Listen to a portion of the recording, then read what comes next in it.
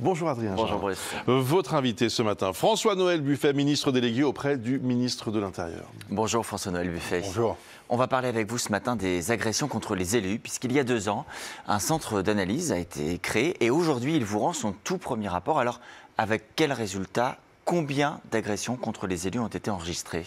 Il rend son rapport effectivement aujourd'hui, c'est le premier, avec un constat alarmant, à savoir que les agressions contre les élus ont augmenté. Alors si je peux vous donner quelques chiffres, puisque vous me le demandez, pour l'année 2021-2022, on est à 2430 faits, avec une augmentation d'une année sur l'autre de plus de 30%. 2022-2023, on a 2759 faits, qui représentent une augmentation de 13,5%. Et en 2024, on a 2501 faits, qui représentent une baisse, en revanche, de 9%. Donc ça, les choses sont établies désormais clairement, et nous savons exactement ce qu'il en est. Quand on parle de faits, on parle d'agression verbale, on parle d'agression physique. Comment ça se répartit ? Absolument, verbal et physique. Et nous avons, en termes d'agression physique, c'est pas le plus important. Le plus important, c'est la partie verbale, réseau, cyber, qui est vraiment la plus conséquente. La partie physique n'est pas la plus importante. Est-ce qu'il y a des... C'est à peu près... Enfin, en ce qui concerne les violences physiques, c'est plus 6%, hein, pour vous donner... Donc il y a quand même... Bien sûr, non, c'est important. Bien sûr. Un léger bouger. Oui, bien sûr, bien sûr. Est-ce qu'il y a des situations, des cas types, des zones de France où les élus sont plus agressés, des situations où ils sont plus agressés physiquement ou verbalement, on l'a compris ? Malheureusement, non. C'est un peu comme le narcotrafic, la violence à l'égard des élus est partout, que ce soit dans les grandes villes, dans les moyennes, dans les petites villes, voire même en milieu rural. C'est ça le constat majeur, c'est aussi celui-ci. C'est-à-dire que cette violence, elle s'exerce de partout. Ça touche même les maires d'ailleurs, dans l'étude, c'est ce que l'on voit. Oui, 68% des agressions concernent les maires. Les conseillers municipaux, c'est de l'ordre de 30%, et ensuite les autres élus. Mais les maires sont principalement la cible. Je me souviens, comme président de la commission des lois, avoir interrogé le maire de Saint-Brévin-les-Pins, à l'époque où il avait été... Il a failli mourir, il ne faut pas oublier. Hein. Il nous avait expliqué devant le Sénat les conditions de son agression. Cela a continué, naturellement. Ils sont la cible parce qu'ils représentent, évidemment, l'autorité locale. Mais ça veut dire qu'il n'y a non seulement pas de respect de la figure de l'élu, mais au contraire même une volonté de s'en prendre à la figure de l'élu. Oui, en fait, la mauvaise idée, c'est effectivement de s'en prendre à l'élu qui représente la République, qui représente l'autorité, et ces décisions sont de plus en plus contestées. Je repense à Saint-Brévin, mais dans d'autres circonstances. Rappelez-vous ce maire qui est mort lorsqu'il avait vu une entreprise décharger des matériaux, reculant le véhicule, il a été tué. C'est dire qu'on est prêt à tout. Aujourd'hui. Mais le maire est visé parce qu'il est l'incarnation de l'autorité. Il est, comme le dit souvent le président du Sénat, à portée d'engueulade.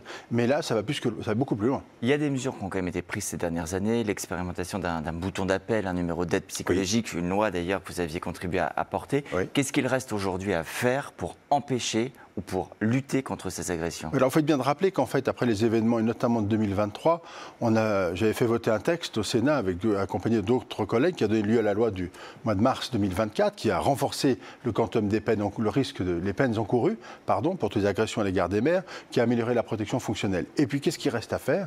Eh bien, être intransigeant.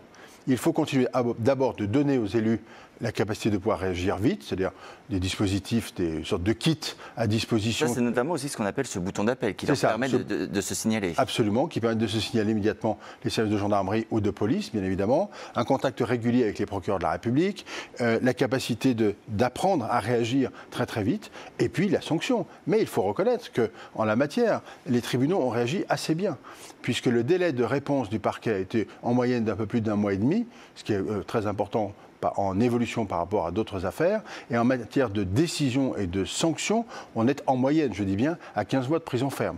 Donc c'est quelque chose quand même, il y a une réponse pénale qui a été accordée. Est-ce que les maires vont le faire ? Le maire, c'est l'autorité. Oui. Le maire, il ne veut pas admettre ça. Qu'est-ce qu'il fait, le maire ? Il renonce. On le voit dans toutes les études, et on le voit à chaque élection municipale. Le maire, il dit au bout de 6 ans, merci, au revoir. Oui.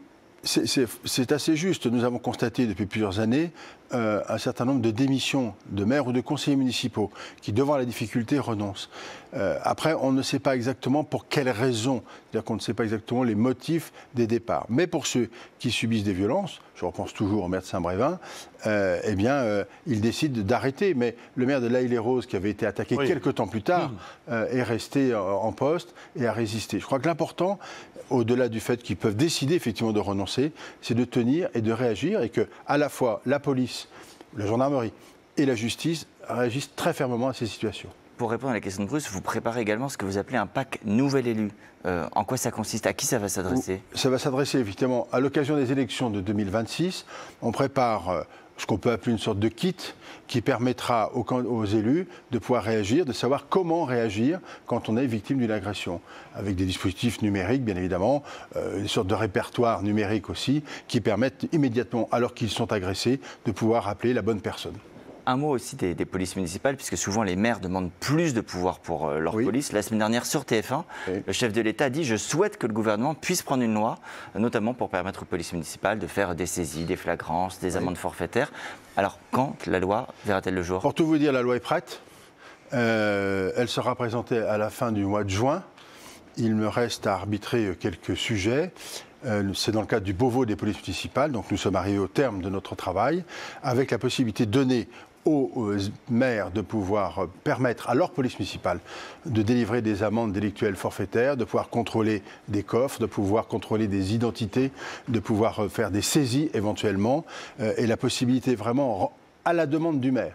C'est-à-dire que la question n'est pas d'obliger les maires à le faire, mais de leur donner une sorte de boîte à outils qui leur permettra d'agir. Donc nous irons très très vite. Et vous visez une adoption à quel horizon? Au printemps, enfin, j'aurais aimé avant l'été, mais je pense que nous n'y arriverons pas. En revanche, à la rentrée, le texte pourra être débattu au Parlement. Merci beaucoup François-Noël Buffet, merci Adrien Agen.